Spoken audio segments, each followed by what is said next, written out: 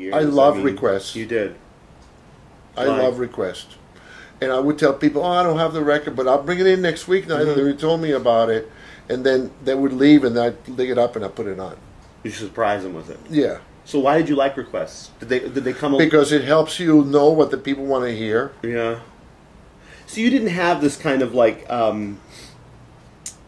Sometimes DJs can have a very kind of like godlike sort of attitude, right? Where like I will play for you what I think is good, right? And you will listen to it and learn it, regardless what it is, right? Regardless of what it is. Yeah. Although you did say in the early days you would play records knowing they might clear the floor, but it would only take a week or so before they knew what they were. We knew what they were, but that was before radio and anything was around that people were not aware of it. So it changed the dynamic in some ways when radio and everything became, it reversed the whole dynamic where it used to be the songs were broken in the club. They then started getting broken on the radio, and then people would come in to you and say, I heard this on the radio, and I want to hear it here. And usually what happened also, they would only dance to the songs that they would hear on the radio. Yeah. Nothing else. But that didn't frustrate you?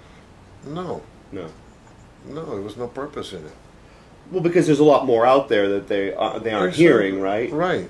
Exactly. And this is where Boston varies in other cities. In New York, people go out to dance, and they don't even do requests. Right. In Boston, people go out to socialize and have a good time and want to hear what they want to. And this is what it used to be. Yeah. And I still think it still is. Yeah. Yeah, I'd say that's probably true. I still think it still is. Yeah. It's a different type of city. Hopefully now, if they change the law about nightclubbing and stuff, things might change. But things are changing. I mean, you go to House of Blues on a Saturday night, and you hear music that everyone dances to. Yeah. But I can't say because I don't go out that much anymore. Yeah. But I do love to go out and enjoy and listen to the new stuff, which what happens is, being in the music field for so long, the music now has samples of the old classics. Right. So when I go out to a club, I'll hear a new song with a sample of an old song, and I say to myself, that song was a hit a long time ago, and I know what it is, and you could hear it. I mean, I know it, but the new people don't know it. It's kind of fun to sort of hear some of those, pick out those samples, and to sort of have that secret knowledge. Yeah, right? It is. It's very interesting. Yeah. It's changing, I mean, and it's all coming back to where it was before, I think. Yeah. Slowly. It's just unfortunate now with it there's no vinyl and actual painting of the dance floor. Now it's all so electronically digitized and made for you that all you have to do is push the button. Yeah. So you feel like there's not... Yeah, I mean, I think that sometimes DJs don't take the idea of programming a night very seriously anymore. Right. You know what I mean? Programming it from slow to fast and then back down again and then back up again. And melody sometimes gets lost. I think a lot of times there's not as much influence on melody as there used to be, right? And then what I've also noticed is when I go to clubs and I see DJs with the computers, they're looking at the computer. Yeah. They're not looking at the dance floor, where people are having a good time and seeing the reaction on the dance floor.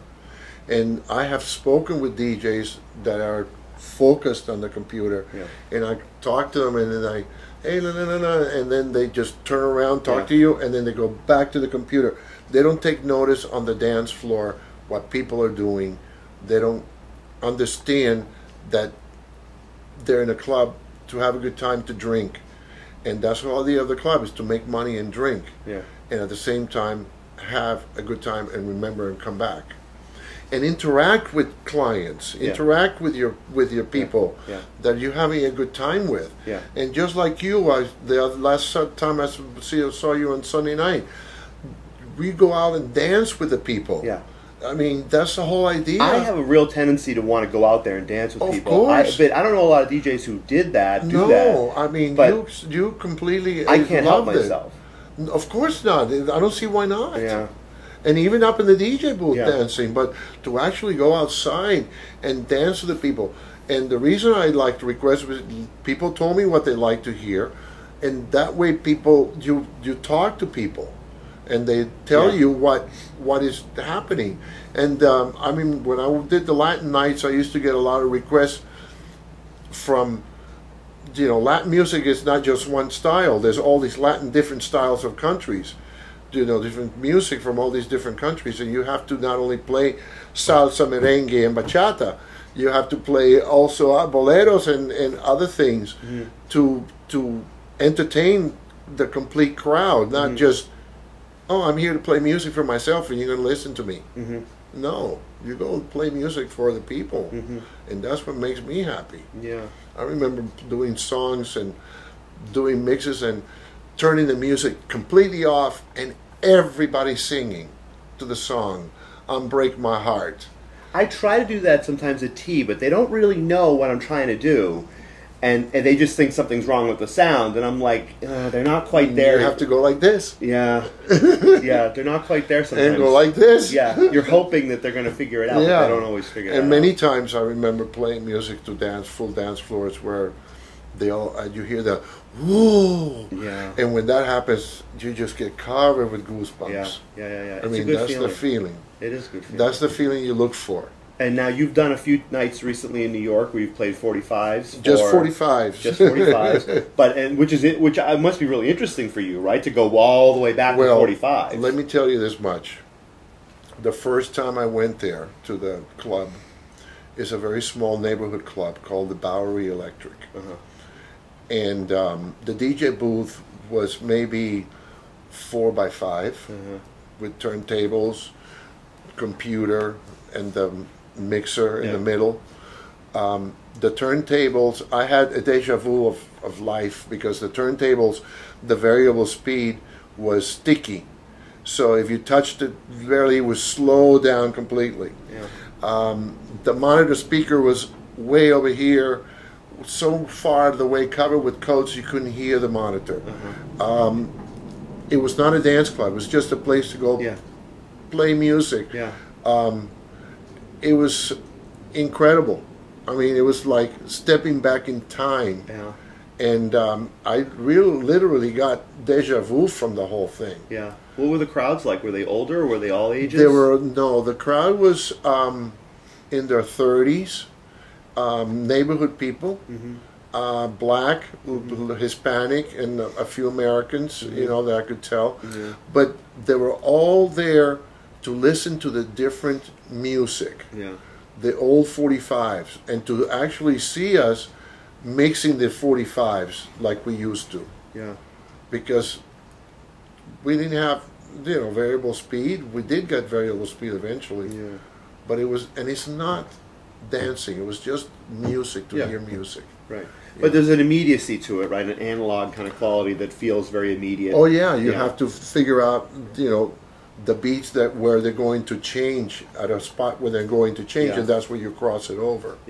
Regardless of what it is. I feel lucky that I learned how to play on vinyl first, because even though I use digital now, I feel like learning on vinyl was probably important to at least knowing how to try and translate that a little bit to the digital format, because it's hard. Because like you said, there's a blog called Serato Face, there's a Tumblr blog called Serato Face, and it's just photographs of DJs staring at their computer monitor, like you were talking about a minute ago. Yeah, so they do. And it's just picture after picture of DJs kind of just staring at their monitor in a very different way. And the other thing, when you have 45s and records, they all come with different color, labels. Right. So that also helped identify the music that we had. So we literally had hands-on music. Right. To do all this stuff. This is I Love Music. I Love Music, the OJs on a 45 format, the long version. Oh, the long version on a 45? This is a long version. Wow. It's 6 minutes long. Yeah. And on the other side, it's the mono. So they one side's mono and one side's So they stereo. would release these on a 45 with the long version, huh? Right. On a 45. Right. And then we would also have 2 of the same record. to make them long. For Right. instance, this record was only 2 minutes and 53 seconds. Right. And we would take this song with 2 records and go back and forth and make them 7 to 8 minutes. Now, Stephen Berg told me that Jimmy Stewart was an early pioneer of that, but was that where, did he learn some of that from you? Of course. We all did it. Yeah. All of us did it. Yeah. We used to do 4 beat count for the same song. Yeah. Just a 4 beat, just dun dun dun dun dun dun dun dun Right. dun, and then the next we would have enough time to change the needle and bring it back up and put it back down. Yeah. Yeah. Yeah. So you're That's gonna do what we more? Are you gonna do more of those 45 nights in New York? You think? If they call me, yeah. Yeah. We talk all every month to see what we're going to try because they have different promoters. Yeah. And depending on the promoter is what they're going to do. But I did the South Soul Christmas party and it was great. Yeah. It sounds like it was fun. Yeah. Have you thought about DJing here in the city again anytime? If they pay me well. Yeah. I did. I tried to do a Latin night for Henry a few years back, and I did have a contract, but unfortunately they didn't promote it the way I wanted it to, and it didn't work out. Yeah. And then the thing was, they tried to use the Latin people as fill-ins for slow nights, and it comes a point that it's not like that anymore. Well, people don't go out as much as they used to anyway. The internet's changed. We've talked about that with a few people, how much the internet's changed how people go out. But I mean, right now they have Latin over at the Ramrod upstairs On Fridays. Yeah. on Fridays, but it's still not Latin music the way that I would do it, because when I worked a Latin night at Chaps, if I played 5 American records throughout the night, it was too many. And they still complained. They said I played too much American music. Yeah. Yeah, but the thing with Latin music is you can't dance merengue for more than 15 minutes. Right. Unless you, So you have to change it up. You have to change it up. But did you consider yourself getting an education in Latin music even by playing Latin nights, or did you know a lot of it already, or was that? That's always been my passion. Right, but I mean, different types of Latin music, though. Did you? Oh no, I've always been aware of that. Yeah. Because it's not just music from South America. You look at all the countries in South America, and then the salsa and the merengue, and you know, there's certain ones that are staples there. But you have to understand there's all the different Latin music from different countries. Right. So that became a little difficult at times. At the end of the night, oh, you didn't play anything from Mexico. Yeah. Oh, you didn't play anything from Peru. You have to bring a map and put it up in the DJ I know, and I would say, look, I can't do it every night. Yeah. You know, so that was that. How are we doing on time, by the way? We're good. We're about almost an hour and 15. Oh, wow. And how much time do we have left, do we? We can go with this one for a while longer. We could, huh? Yeah, this one's going to give out at some point. Okay.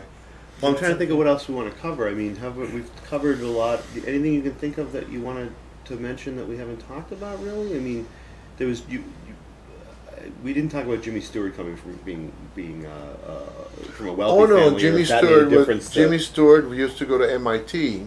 Yeah. He was he had idea of he was in he wanted to be plastic surgeon. Yeah. And from MIT, he had the idea of reconstructing people's faces. At least I remember this when all of us used to be together, and that's where I met him. He was at MIT, and he wanted to be a plastic surgeon that would take pictures, classic pictures of people, and transform people into that. He had this idea of turning people into celebrities. Into celebrities that were already plastic surgery. So he was kind of ahead of his time, because there are people who actually are doing that kind of thing. Yeah, he was originally from Oklahoma, and his parents were somewhat wealthy, and he didn't have to work. He had a trust fund that took care of him. Yeah, he was a fantastic person. But and even though you introduced him to a lot of these concepts, and he used a lot of your records in the early years, he developed his own. He developed his own style. Oh yes. Yeah.